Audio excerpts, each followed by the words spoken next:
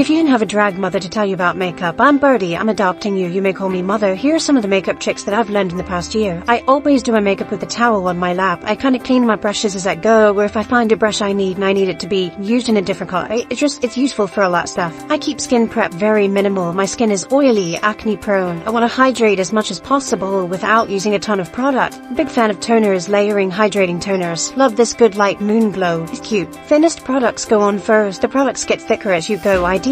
Taking some kind of pot concealer type product, I'm using the Made by Mitchell color case. Start neutralizing some of these spots. I'm a big fan of using a stick foundation underneath a full coverage. I alternate between using the Micheline Fit Me and the TV white paints. For most people, this color is bright white. For me, it's not that white. This is the one that I use most often. It primes the texture of my skin, starts filling in some of these big pores. Also works as a great color primer in neutralizing redness. I would not recommend this specific product to most people, but for me, it works great. And by the way, I paint my whole chest. So, Gilberta's gonna have to get over that now. And I'll buff that out with the foundation brush. This is the Farrah stippling brush. Whatever is left of my brush after blending, I won't pop on my nose, so we're not Rudolphing. See how nice that color blends out? I used to use a whole host of brow products, mostly the color case, like a combination of pencils. I ditched all of that and bought the Made by Mitchell brow sludge box. I thought it was going to be the same exact formula as this, just different colors. Let me tell you, these formulas could not be more different. The color case is of really thick consistency. These ones are much thinner, easier to move around, which is great for me the way that I paint brows, which is by painting this little ombre in this crude brow shape and then sculpting it with my flat brush.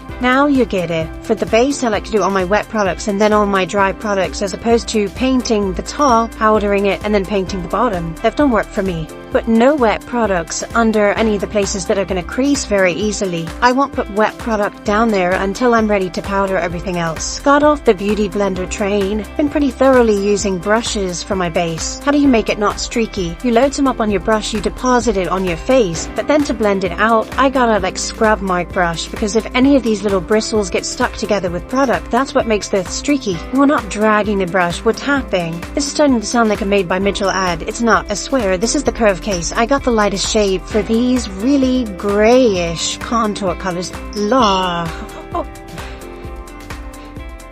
I also do my eye base when I'm doing the rest of my liquids, because instead of using like a concealer or an eyeshadow primer, I've been using cream, contour, and bronzer products. Because it's a really thin product, it's not going to get very cakey, and we can already get our blending started and cheat it a little bit with these liquid and cream products. I'll also do a little pop of a cream blush in the middle. It'll make more sense later. That's everything I can think of off the top of my head, but we haven't done any makeup tutorial stuff in a while, so if there's something I'm going to talk about, let me know, baby. Godspeed, darling.